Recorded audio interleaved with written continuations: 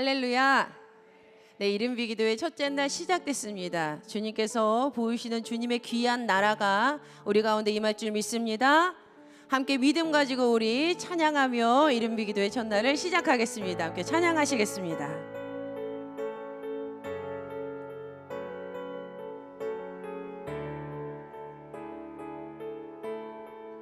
함께 고백합니다. 주의 나라가 임할 때 하나님 임재하실 때 예배가 회복되고 기적은 일어나네. 기적은 일어나네. 전능하신 주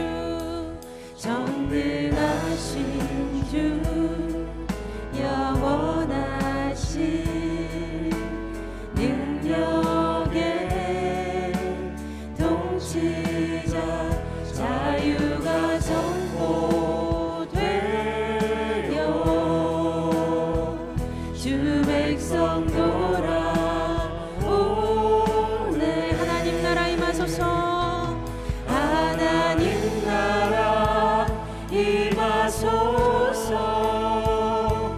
영광과 존귀 능력과 위엄 놀라운 사랑의 기적의 하나님 지금 이곳에 오소서.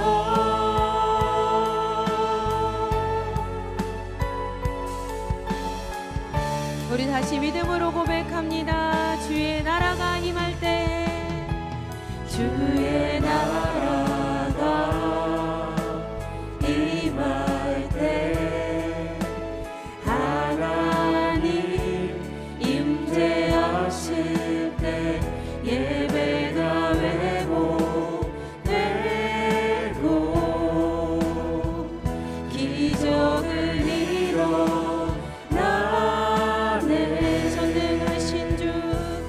전능하신 주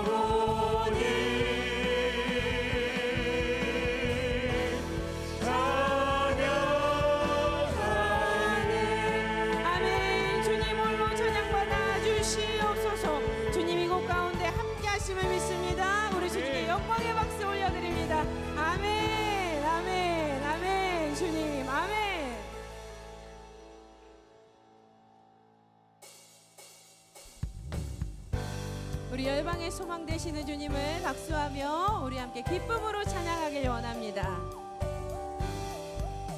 예수 예수 열방의 소망 예수 우리의 위로자 주는 온 땅의 영원한 소망 예수 어둠 속의 빛 예수 어둠 속의 빛 예수 변함없는 진리 주는 온 땅의 빛이 되시네 우리 위해 죽으시고 다시 사신 생명의 주 주님만이 소망이요 주님만이 소망이요 변함없는 반석이라 주님만이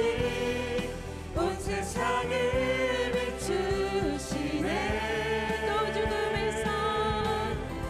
죽음에서 부활하신 우리 구주 영광의 왕 주를 믿는 모든 자의 소망 되신 주를 믿네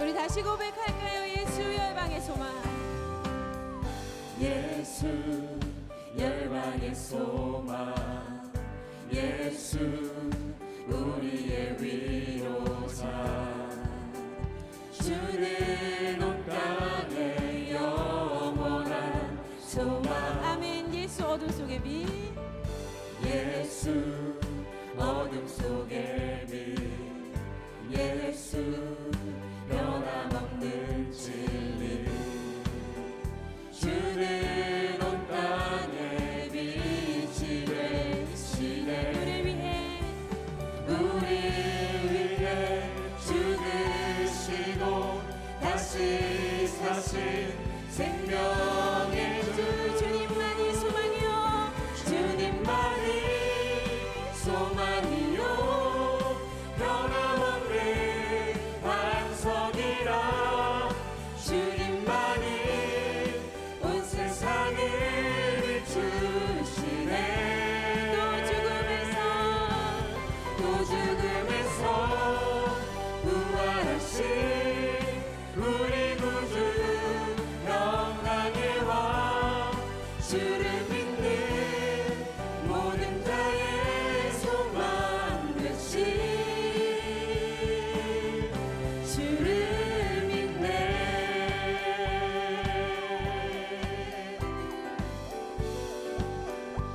우리 위해 죽으시고 우리 위해 죽으시고 다시 사신 생명의 우리 위해 죽으시고 다시 사신 생명의 주 주님만이 소망이요 주님만이 소망이요 변함없는 반석이라 주님만이 온 세상을 비추시네 또 죽음에서 부활하신 우리 구주 영광의 왕 주를 믿는 모든 자의 소망 되신 주를 믿네 주님만이 열방의 소망 되십니다 주님만이 열방의 소망 되십니다 우리 열방의 소망 되시는 주님께 감사의 박수 올려드리겠습니다 아멘 주님 감사합니다 아멘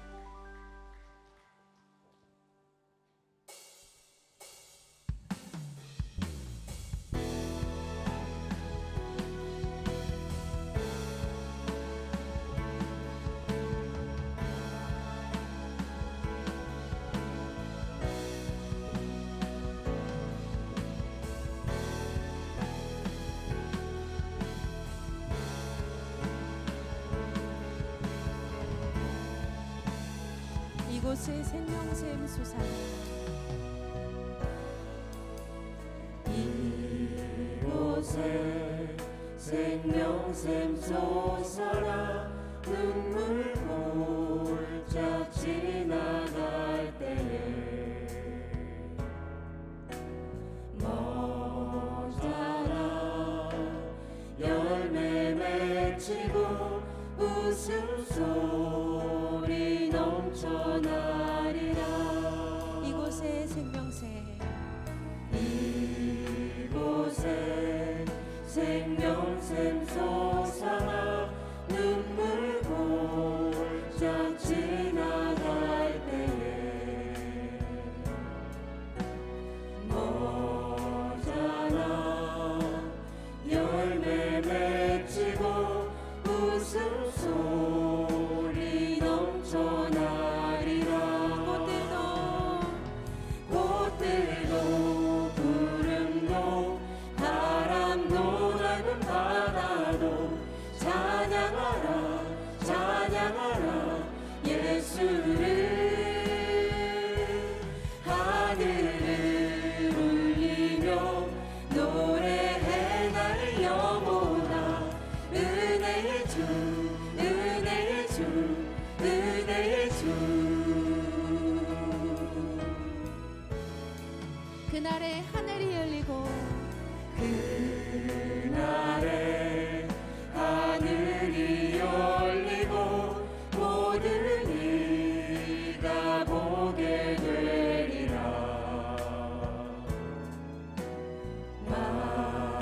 마침내 꽃들이 피고 영광의 주가 오시리라. 꽃들도 구름도 바람도 넓은 바다도 찬양하라 찬양하라 예수를. 하늘을 울리며 노래해 날 영혼아 은혜의 주 은혜의 주. 우리 더 높이 선포합니다. 꽃들도 구름도 바람도 넓은 바다도 찬양하라 찬양하라 예수를. 하늘을 울리며 노래해 날 영혼아 은혜의 주 은혜의 주 은혜의 주 은혜의 주 은혜의 주 은혜의 주 은혜의 주 은혜의 주 은혜의 주 은혜의 주 은혜의 주. 우리 이 시간 함께 기도하길 원합니다. 주님, 이른비 기도회 첫째 날 우리가 이 자리 가운데 모였습니다. 하나님, 이 새벽 가운데 주님의 귀한 자녀들이 주께 기도하기 위해 모였습니다. 하나님이 한 주간 우리가 주님 안에서 이른비의 은혜로 풍성할 수 있도록 주님 기도의 영을 부어주시고 말씀의 영을 부어주실 때에 온전히 하나님을 만나게 하여 주시옵소서. 그리하여서 선교를 위한 귀한 복음이 우리를 통하여 이 세상 가운데 뿌려지는 귀한 한 주간 귀한 인생 되게 하여 주시옵소서. 우리 함께 주여 세 번 부르시며 간절히 주님 앞에 나아가 기도하시겠습니다. 주여 주여 주여. 하나님 아버지 고맙고 감사합니다. 하나님 이름의 기도의 첫째 날입니다. 주님 은혜 베풀어 주셔서 하나님 주님 앞에서 믿음으로 더욱 하나님 붙잡아주시고 주님 역사하시는 놀라우신 하나님의 은혜를 부어주시옵소서. 주님 아버지 인도하여 주시고 주님 인도하여 주시고 주님 붙잡아주셔서 하나님 주님 하나님 믿음으로 더욱 하셔주시고 하나님 이 시간 가운데 부르시는 귀한 하나님의 은혜 하나님 이번에 성공하니 하게 하여 주셔서 그래야 하나님 우리를 통하여 성도를 위한 복음이 하나님 앞에 부풀어지고 귀한 한 주간에 주시옵소서. 귀한 인생 되게 하여 주시옵소서. 하나님 역사하여 주시고 주님 은혜 베풀어 주시소. 하나님이 이 가운데 계심을 믿사오니 하나님 역사하여 주시고 주님 역사하소서. 주님 붙들어 주시는 귀한 하나님의 은혜가 임하기를 고소합니다. 하나님 역사하여 주시고 주님 아버지 아버지 역사하여 주시옵소서. 하나님이 그 성 중에 계심에 성이 흔들리지 아니할 것이라. 새벽에 하나님이 도우시리로다. 아멘. 할렐루야. 살아서 우리 가운데 함께 계시는 하나님 감사합니다.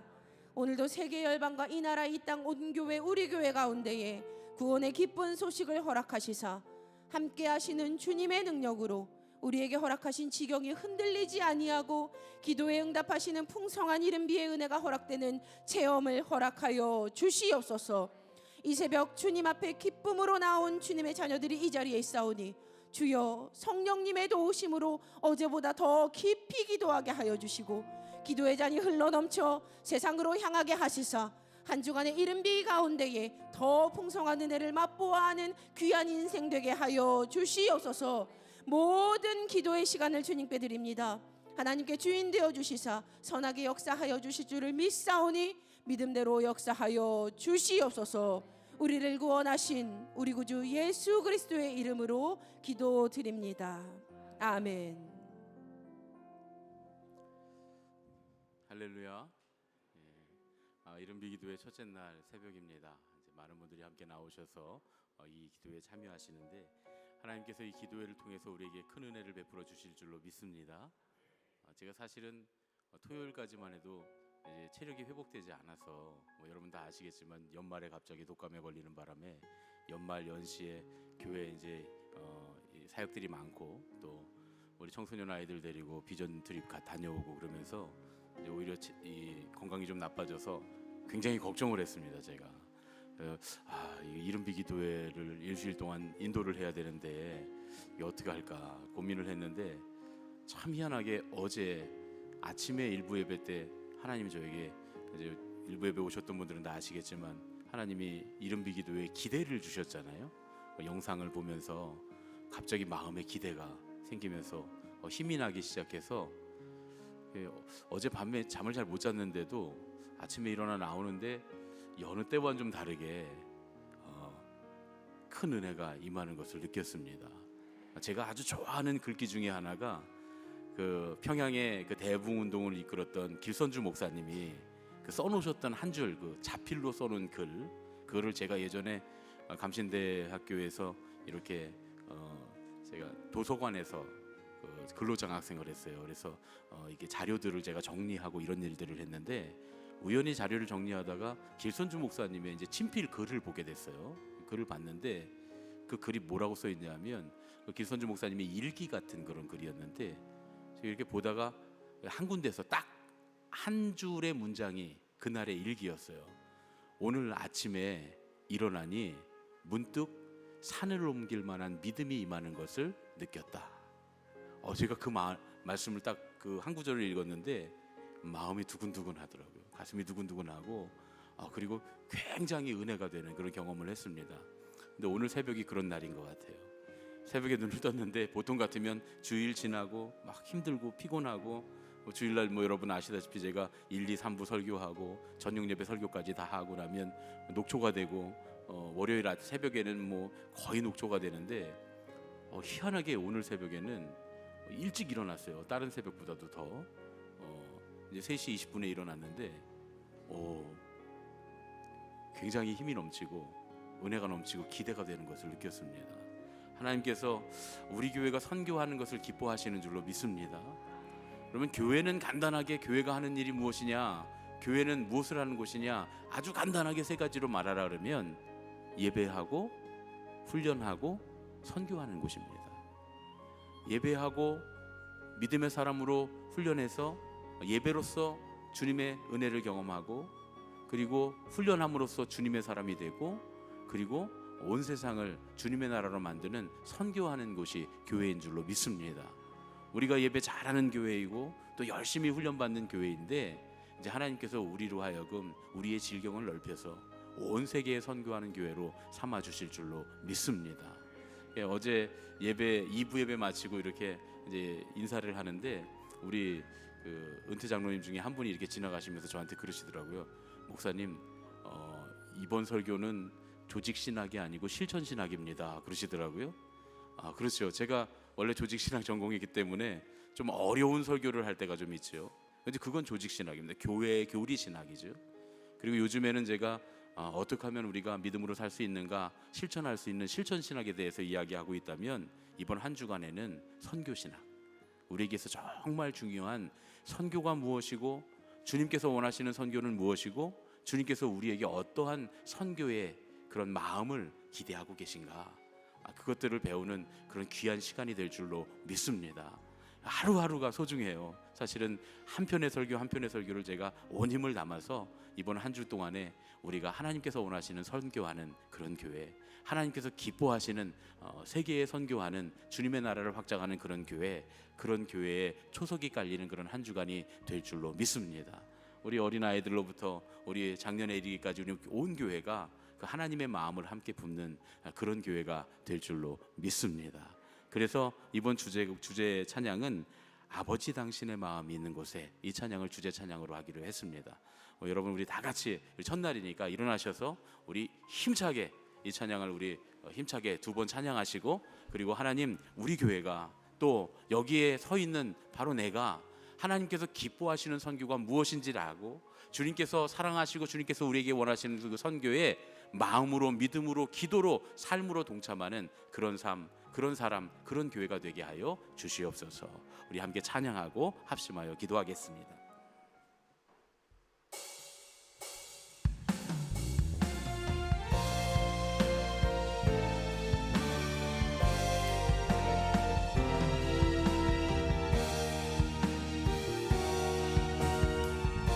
아버지 당신의 마음이 있는 곳에, 아버지 당신의 마음이 있는 곳에 나의 마음이 있기를 원해요. 아버지 당신의 눈물이 고인 곳에 나의 눈물이 보이길 원해요.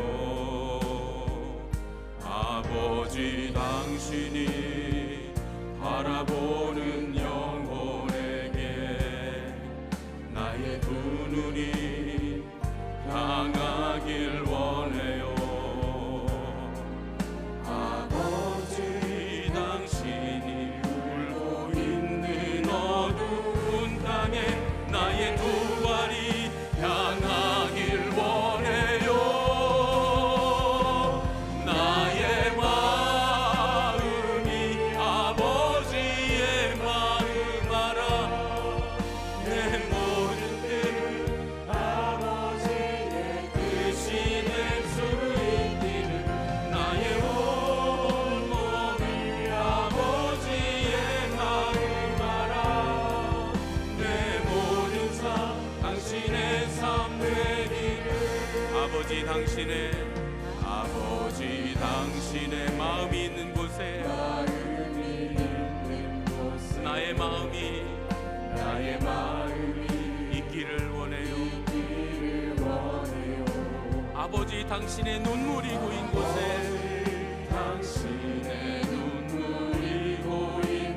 나의 눈물이 보이길 원해요. 아버지 당신이 바라보는 영혼에게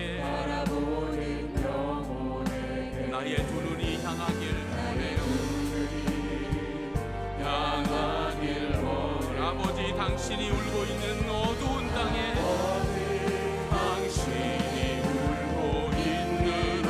나의 두 발이 향하길 원해요.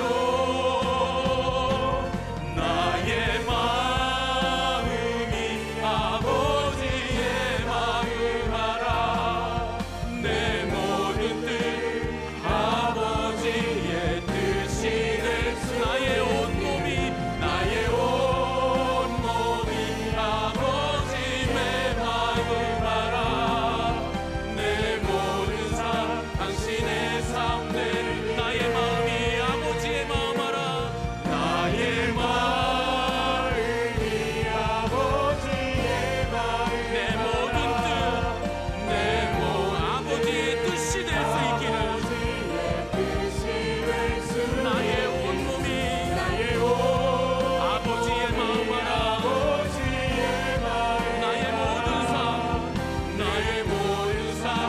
당신의 삶 되기를. 주님, 오늘 우리가 이 시간에 모여 주님의 마음이 있는 선교지를 향해 우리의 마음을 쏟아내기를 원합니다. 주님의 나라가 이 땅에 확장되는 것을 주님 기뻐하시며 우리가 그 일을 하기를 간절히 바라시는 줄로 믿습니다. 주님이 원하시는 선교가 무엇이며 주님이 원하시는 하나님 나라의 확장이 무엇인지를 깨닫는 시간이 되게 하여 주시옵소서. 나의 삶이, 우리 가정이, 우리 교회가 주님께서 기뻐하시는 하나님 나라를 확장해 나가는 그런 삶, 그런 가정, 그런 교회가 되도록 인도하여 주시옵소서. 이 한 주간에 주님의 그 기쁘신 뜻과 주님의 마음을 깨닫는 시간이 되도록 인도하여 주시옵소서. 우리 주님을 세 번 부르고 합심하여 기도하겠습니다. 주여, 주여, 주여.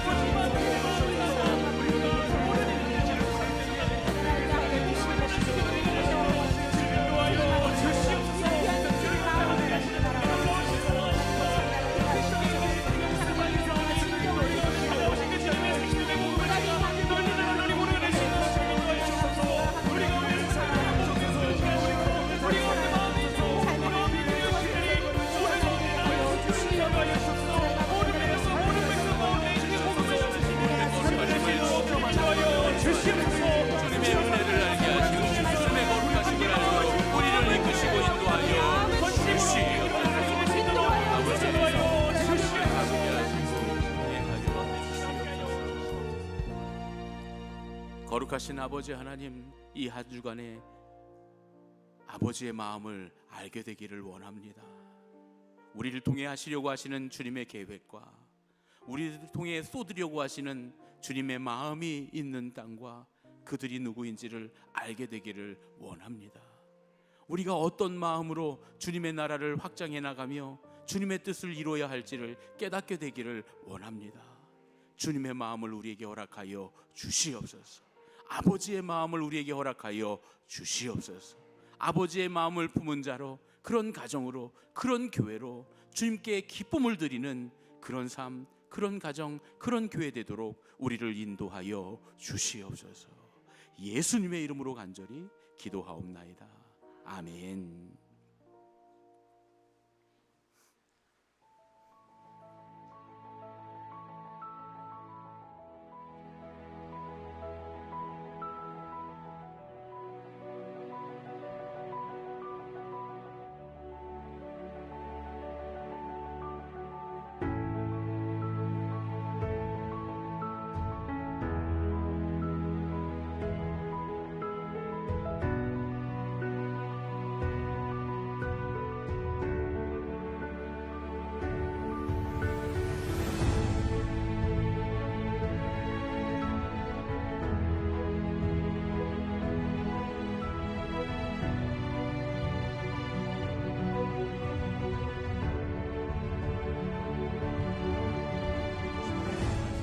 누가복음 1장 3절로 4절 말씀입니다. 신약성경 누가복음 1장 3절로 4절 말씀을 우리 함께 한 목소리로 받들어 읽겠습니다. 누가복음 1장 3절로 4절 말씀 함께 읽겠습니다. 그 모든 일을 근원부터 자세히 미루어 살핀 나도 데오빌로 각하에게 차례대로 써 보내는 것이 좋은 줄 알았노니 이는 각하가 알고 있는 바를 더 확실하게 하려 함이로다. 아멘. 어제 저녁에 우리는 여호수아의 세계 언약에 대한 말씀을 함께 나눴습니다. 그렇게 우리가 여호수아서를 이번 주간에 정리를 이제 마무리하고 이번 주말부터는 누가복음을 묵상을 시작하게 됩니다. 그런데 이게요, 여러분, 정말 저는 그 하나님의 은혜이자 놀라운 섭리라고 하는 생각이 들었습니다. 올해 우리가 선교에 대해서 집중하자라고 하는 목표를 세웠는데 이제 올해 연초부터 여호수아서로부터 시작해서 누가복음으로 우리가 선교하는 일에 대한 그런 마음을 줄 수 있는 마음을 묵상하게 됐다는 거, 제가 사실은 1년 동안 이렇게 설교를 준비할 때 또 연중 계획을 세울 때 매일 성경에 맞춰서 준비하지는 않습니다. 제가 그러지는 않거든요.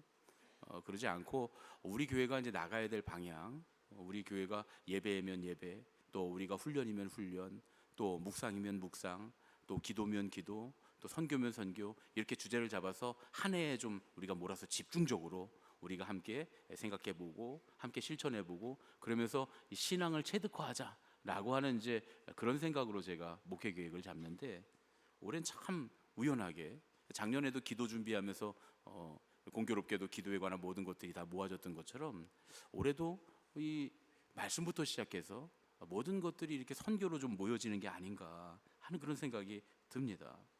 올해 연초부터 선교에 대한 좋은 일들이 계속 준비되고 있는데요. 청소년 비전 여행을 이제 말레이시아의 그 선교지에 오지에 들어가서 선교하는 그 정글 원주민 선교로 저희가 시작을 했고요. 또 이제 우리 교회 장로님 한 분과 또 우리 그 누님 권사님 이렇게 이제 형제들이 계신데, 어머님의 장례를 치르면서 어머님의 유지를 이어받아서 이제 어머님이 남은 유산을 정리하시면서 그걸 형제들이 나눠 갖는 것보다 우리가 어머님의 이름으로 교회를 세웠으면 좋겠다, 교회당을 지었으면 좋겠다라고 하는 마음을 주셔서, 그래서 이제 어제 저녁에 그게 시작이 돼서 우리 장로님들과 함께 회의를 해서 우리 교회가 함께 힘을 합쳐서 이제 말레이시아에 우리가 후원하고 있는 선교하고 있는 버다우 교회를 짓기로 장로님들하고 어제 저녁에 결정을 했습니다. 사실 이런 일들이 우리가 일부러 하려고 해도 쉽지 않은 일이잖아요. 우리가 교회를 짓는다고 하는 게 여러분들 생각할 때 교회 지을 때가 많으니까 언제든지 우리가 헌금하면 교회 지을 때가 있겠지. 근데 여러분 그렇지 않습니다.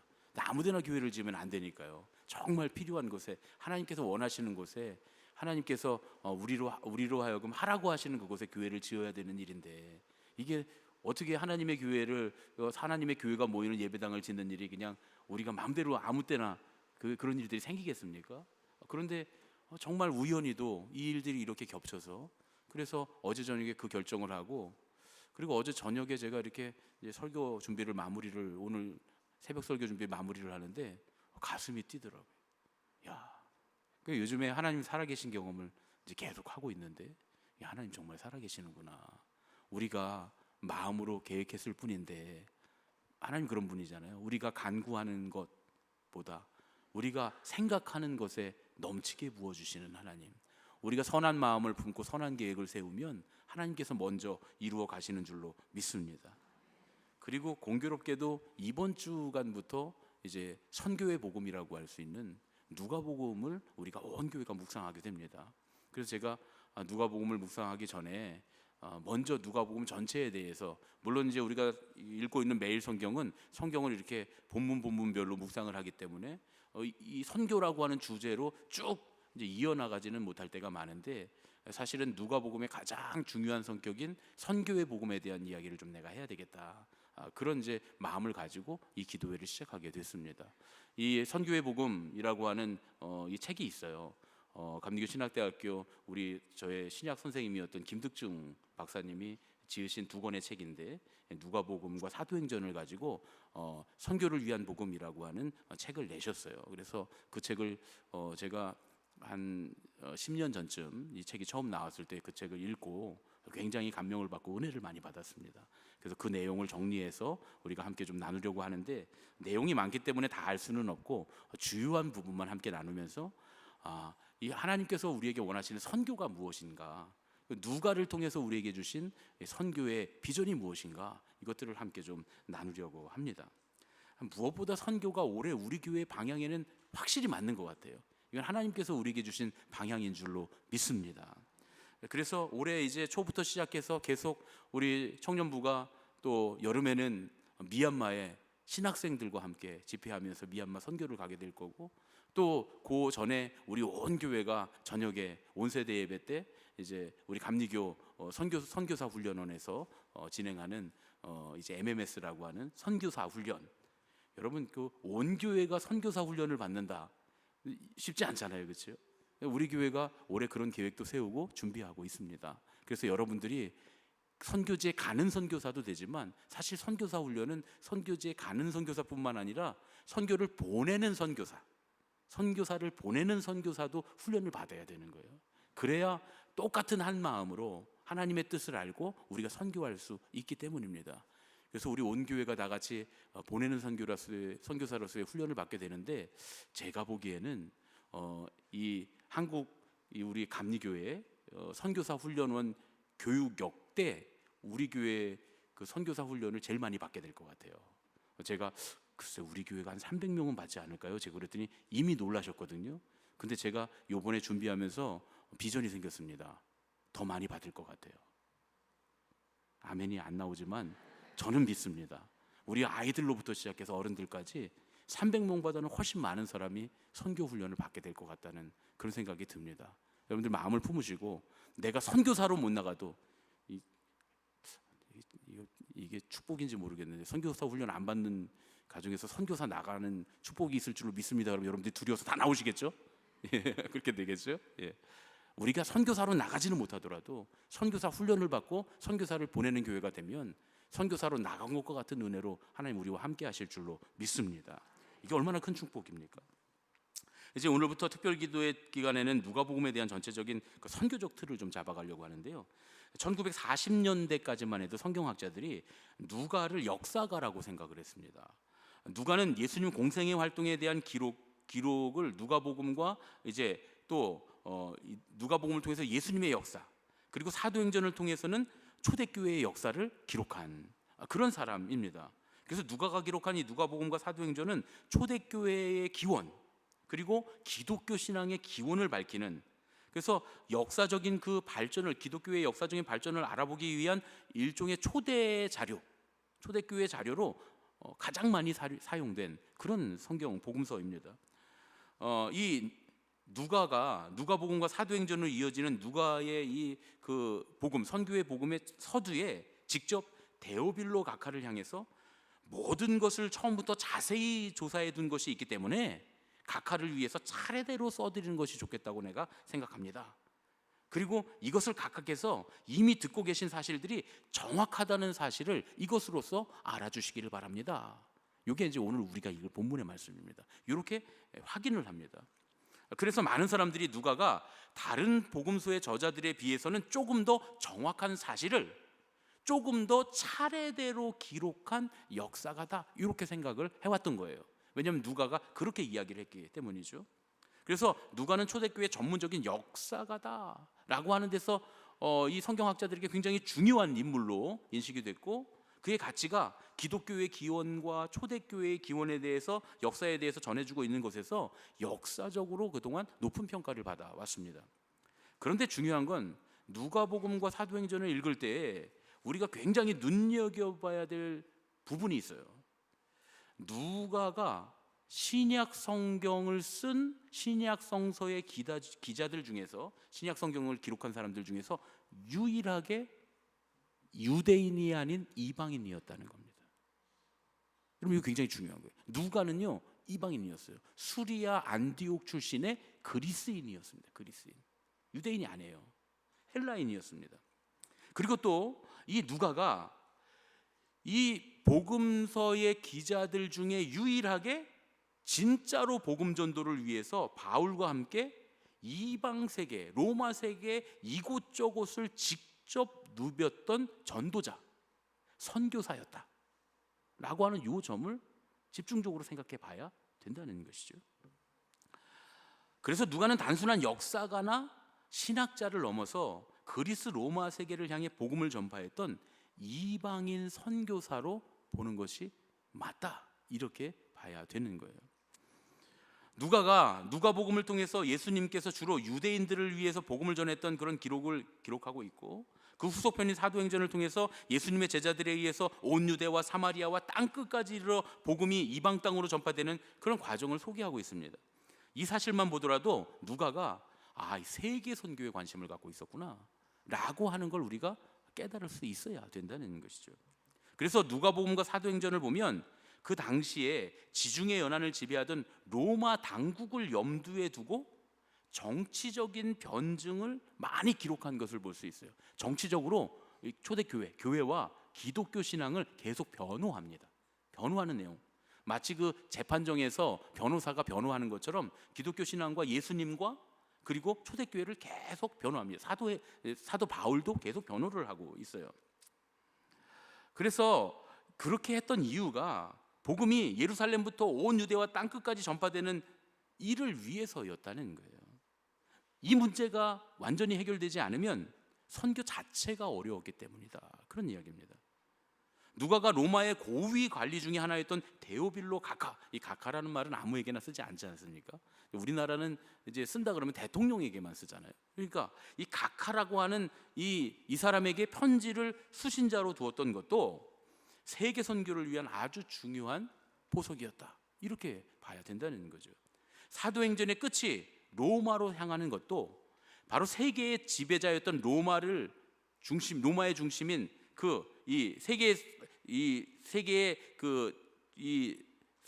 전체 이 세계의 중심이라고 했던 그 로마를 통해서 땅 끝까지 선교하려는 목적이 있었기 때문이다. 이렇게 봐야 된다는 겁니다. 누가복음을 보면요, 신약 성경에 나오는 그 누구보다 역대 로마 황제들과 로마의 고위 관리들의 이름을 이 누가가 제일 많이 알고 있어요. 그리고 그 이야기를 계속합니다. 데오빌로, 아구스도 황제, 디베리오 황제, 글라우디오 황제, 가이사 황제, 수리아의 총독 구레뇨, 유대 총독 본디오 빌라도, 총독 서기오 바울, 총독 벨릭스, 총독 베스도, 아가야의 총독 갈리오, 군인으로는 로마 군대의 천부장 글라우디오 루시아, 백부장 고넬료, 백부장 율리오, 이런 사람들의 이름을 하나하나 다 적잖아요. 그렇죠? 유일하게 누가만 이렇습니다. 굉장히 많은 이 로마의 고위 관리들을 알고 있었고 그 이야기들을 합니다. 누가가 이렇게 로마 황제와 총독들, 천부장들과 백부장들의 이름들을 다 하나하나 소개하고 있는 이유가 뭐냐? 그만큼 내가 로마의 고위 인사들에 대해서 많이 알고 있고 그들에 대해서 이 기독교 세계가, 기독교회가 많은 관심을 갖고 있다, 호의를 갖고 있다라고 하는 표시를 계속 하고 있는 겁니다. 우리가 선교지에 가서도 그 사람들이 뭘 먹는지, 어떤 생활을 하는지, 그 사람들의 이름이 뭔지 알아주는 게 얼마나 중요합니까? 그것들을 통해서 선교가 열리게 되죠. 이게 무엇보다 이 누가가 갖고 있었던 세계적인 시각과 관점을 보여주는 대목입니다. 온 세계를 향한 복음 선교에 누가가 관심을 갖고 있었다. 이 누가복음이 이 누가를 통해서 하나님께서 온 세계 선교에 관심을 갖고 계시다라고 하는 걸 우리에게 보여주고 계시는 대목이다. 이 증거다, 그런 얘기죠. 누가복음의 가장 우선적인 관심은 복음 선교에 있습니다. 다른 복음서 기자들이 주로 예수님의 말씀과 행적을 기록하면서 공동체 구성원들을 예수님께서 제자 훈련을 시키시고 신앙적으로 양육했던 그런 내용, 그 내용이 많이 들어있는 것에 비해서 누가는 누가복음과 사도행전을 기록하면서 복음을 전파하는 일이 얼마나 중요한가, 이걸 주로 설명하고 있습니다. 그래서 복음을 전하다 혹은 기쁜 소식을 전하다라는 뜻의 헬라어 유앙겔리조마이, 굉장히 중요한 단어거든요. 선교에 있어서는요. 이 유앙겔리조마이가 복음서들 중에서 오직 누가복음만이 유일하게 자주 사용합니다. 실제로 다른 복음에는 마태복음에만 딱 한 번 나와요. 그리고 아예 요한복음, 마가복음에는 아예 나오지 않습니다. 그런데 누가복음에는 이 단어가 10번이나 등장하고 사도행전에서는 무려 15번이나 이 유앙겔리조마이, 복음을 전한다 라고 하는 이 내용이, 이 단어가 계속 사용됩니다. 누가복음과 사도행전에서 이 유앙겔리조마이, 복음을 전하다라는 이 단어가 사용될 때 그 목적어가 뭐냐? 그 복음 전파의 내용이 뭐냐? 하나님의 나라, 주님 예수, 예수님의 부활, 주님의 말씀, 예수 그리스도와 평화, 이게 목적어가 됩니다. 그러니까 우리가 복음을 전해야 되는데 이 복음이 무엇인지를 누가가 정확하게 알려주고 있는 거예요. 누가복음에서 우리가 전할 복음은 하나님의 나라와 예수님의 주님 되심, 부활하신 예수님, 예수님의 말씀, 십자가를 통해 우리에게 주신 예수 그리스도의 평화라는 겁니다. 이게 우리가 전해야 될 복음이다라는 얘기예요. 많은 사람들이 나는 복음을 전하는 사람입니다, 우리는 복음에 목숨을 걸었습니다, 복음입니다 하는데 복음이 뭐냐라고 물어보면 말을 못해요. 도대체 당신이 말하는 그 복음이 뭡니까? 제가 예전에 한번 어떤 목사님이 맨날 복음 하길래 도대체 목사님이 말하는 복음이 뭡니까? 하니까 대답을 못 하더라고요. 아니, 복음을 설명할 수 없으면서 자기는 복음적인 사람이고 복음을 전한다 그러면 됩니까?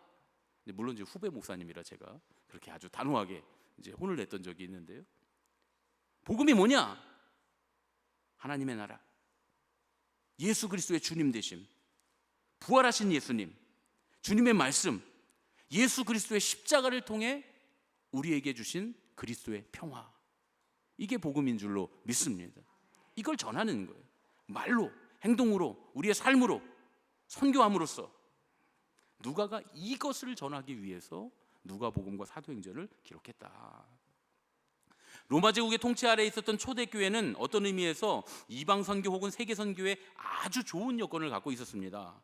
로마 제국이 아예 지중해 연안을 정치적으로 다 장악하고 있었기 때문에, 그리고 다 이 세계를 통일한 것 자체가 복음을 전파하기 위해 세상의 모든 곳으로 향하는 교회의 선교사들에게는 이것보다 쉽고 자유롭게 여행할 수 있는 좋은 여건이 없었다는 거예요.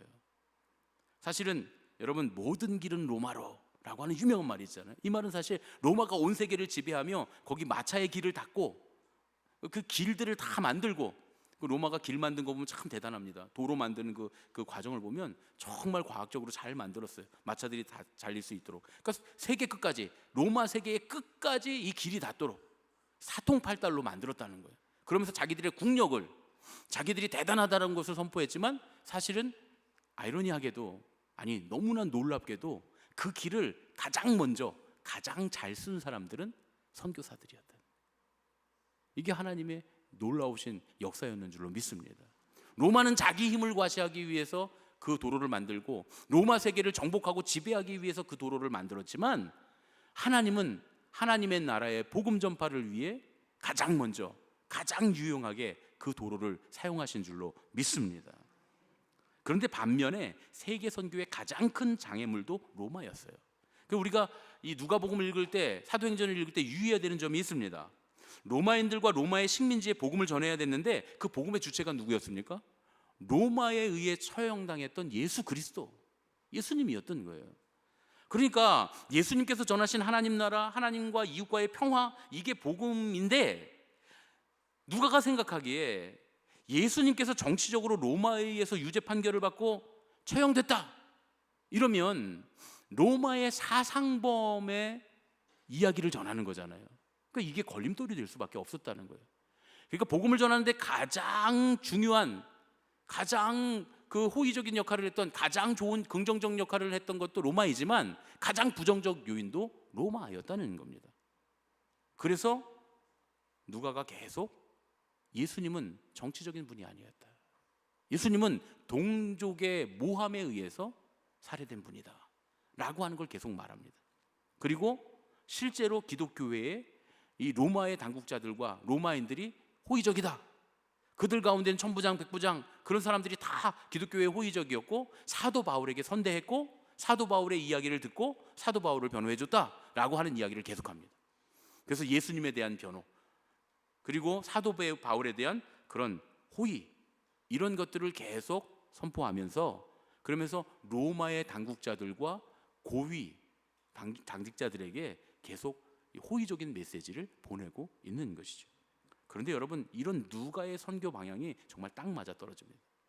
우리가 생각하기에는 기독교 복음이 그냥 로마의 하층민들부터 이렇게 전파되었다고 생각하지만, 놀랍게도 너무나 빠른 시일 내에 로마의 왕궁까지 들어갔습니다. 그래서 로마의 왕족들까지도 예수 그리스도를 구주로 고백하는 그런 일들이 일어나게 되죠.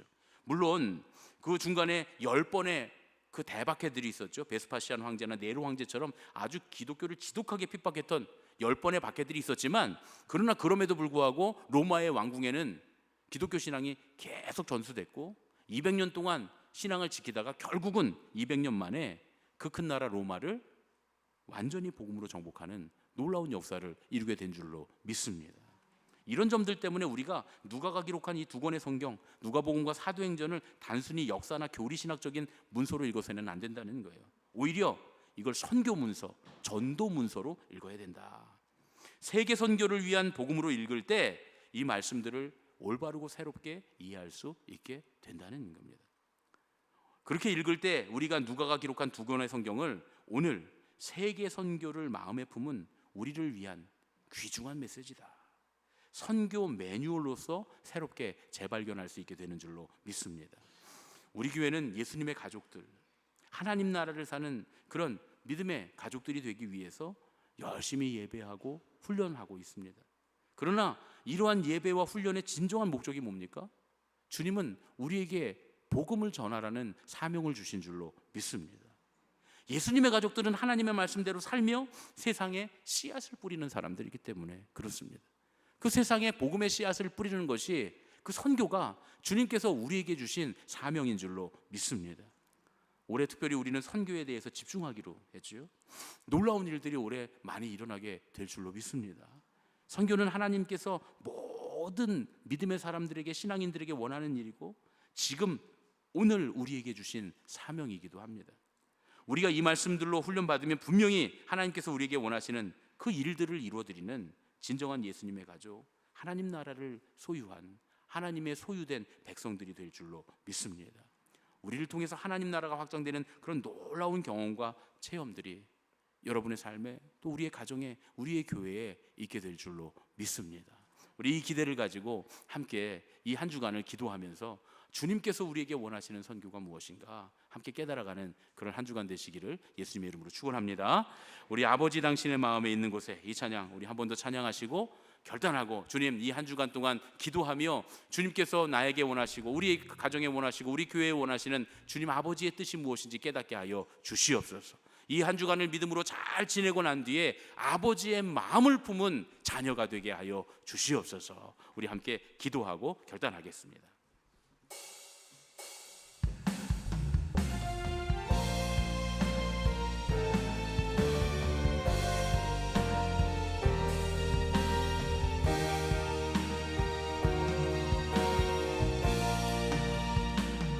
아버지 당신의 마음이 있는 곳에 나의 마음이 있기를 원해요. 아버지 당신의 눈물이 고인 곳에 나의 눈물이 고이길 원해요. 아버지 당신이 바라보는 영혼에게 나의 두 눈이 향하길 원해요. 아버지 당신이 울고 있는 어두운 땅에 나의 두 발이 향하길 원해요. 나의 마음이 아버지의 마음 알아. 내 모든 뜻 아버지의 뜻이 될 수 있기를. 나의 온 몸이 아버지의 마음 알아. 내 모든 삶 당신의 삶 되기를. 나의 마음이 아버지의 마음 알아. 내 모든 뜻 아버지의 뜻이 될 수 있기를. 나의 온 몸이 아버지의 마음 알아. 내 모든 삶 당신의 삶 되기를. 우리 시간에 다 같이 두 손을 높이 들고 함께 기도하면 좋겠습니다. 주님, 오늘 이 시간에 주님의 마음을 알게 되기를 원합니다. 주님, 손들어 주님 앞에 간구하오니, 손들어 주님 앞에 간구하는 자마다 주님 응답하시겠다 하였사오니, 아버지 우리가 주님 앞에 손들어 간구할 때 주님의 마음을 우리에게 허락하여 주시옵소서. 아버지의 마음을 허락하여 주시옵소서. 우리 주님의 이름을 세 번 부르고 합심하여 기도하겠습니다. 주여 주여 주여. 사랑의 아버지 하나님, 거룩하신 아버지 하나님, 오늘 이 시간 주님 앞에 간절히 기도합니다. 주님 역사하시고 함께 하시옵소서. 아버지의 마음을 알게 하시옵소서. 주님의 마음을 우리에게 허락하여 주시옵소서. 아버지, 주님의 마음이 있는 땅과 주님의 마음이 있는 사람들을 알게 하시옵소서. 주님께서 눈물을 흘리고 계시는 참혹한 땅 사람들에게 주님의 복음을 들고 주님의 평화의 복음을 들고 주님 예수께서 주님이시라는 것과 예수 그리스도의 복음을 들고 나아가 주님의 말씀을 전하는 하나님의 나라를 선포하는 놀라운 은혜가 우리에게 있게 하여 주옵소서. 하나님의 나라가 무엇인지 그리스도의 평화가 무엇인지 주님께서 십자가를 통해 우리에게 주신 평강이 무엇인지를 전할 수 있는 그 믿음이 우리에게 있게 하시고 무엇보다 그것을 전해야 한다는 그것이 주님께서 기뻐하시는 일이 한다는 주님의 마음에 주님 눈물을 흘리며 주님 내 끓는 심정으로 주님 우리를 향해 기다리고 계시는 그 주님의 마음을 깨달아 알도록 우리를 붙드시고 인도하여 주시옵소서.